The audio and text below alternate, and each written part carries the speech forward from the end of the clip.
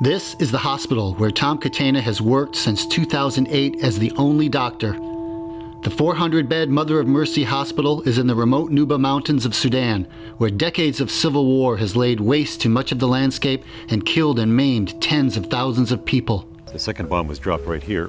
I stay right here, which is maybe 20, 30 meters away, 25 meters away. You can see my room right here. I blasted in my doors and windows.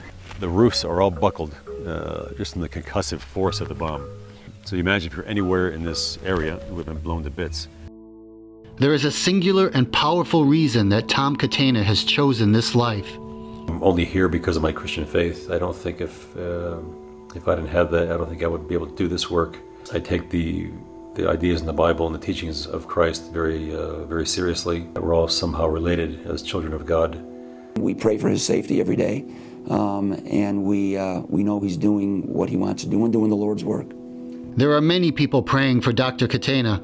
Principal among them is his immediate and extended family that includes both parents and 6 siblings.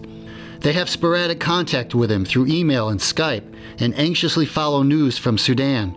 They know that every day exists the possibility of a bomb dropping on the hospital and them never seeing him again. Day to day, I don't think much about fear and about my life. Is today the day I'm going to die? But I don't think about these things that often. Of course, every time the Antonov airplane goes overhead, or we hear the jet fighter go overhead, we know these airplanes are going to bomb somewhere. There are no commercial flights, and you think, well, is this the day it's going to bomb us here? We have 400 inpatients. Each of those 400 inpatients has what we call 1 or 2 co-patients. These are family members that take care of them. So at any one time we have 1,000 or 1,500 people here. The damage and loss of life would be extensive if we were targeted. Following bombing raids in the region, some wounded will travel several days over the arid mountains to reach Mother of Mercy Hospital.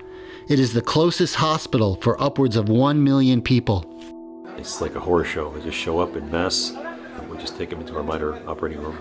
We start doing our triage there, sorting out the ones that are going to die from the ones that have severe chest injuries, from the abdominal traumas to the leg traumas, and start figuring out who needs to have an operation. Dr. Catena's only staff are 2 local clinical officers whose roles are similar to physician assistants and a handful of nurses who he trains on the job. He is on call 24 hours a day, 7 days a week, and is only able to take brief time away from the hospital on the rare occasion that another missionary doctor visits for a week or 2.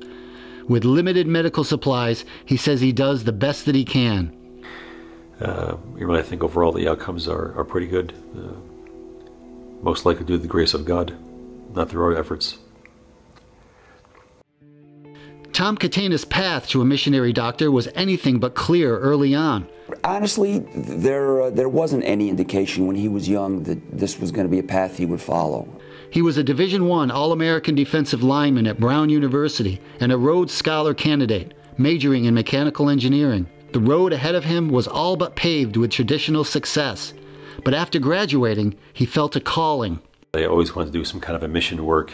I wanted to use my Christian faith to combine that with my work. I wanted to work overseas in some capacity. And my degree in mechanical engineering didn't lend itself to that kind of work. So he decided to become a doctor and chose Duke for medical school, coming here on a U.S. Navy scholarship. As far as what Duke did for me, this is one of the premier medical training centers in the world, and to have that opportunity to really train amongst some of the finest doctors in the world is really something you can't replace. Duke was where Dr. Catena got his first experience in international medicine when he went to Kenya for 2 months on a Davison scholarship during his 4th year. I think that really cemented my idea that I wanted to do this kind of work. I think he's doing exactly what he wants to do, and obviously he's doing it pretty well. The first 8 years of his medical career were spent in Kenya, doing missionary work at several hospitals.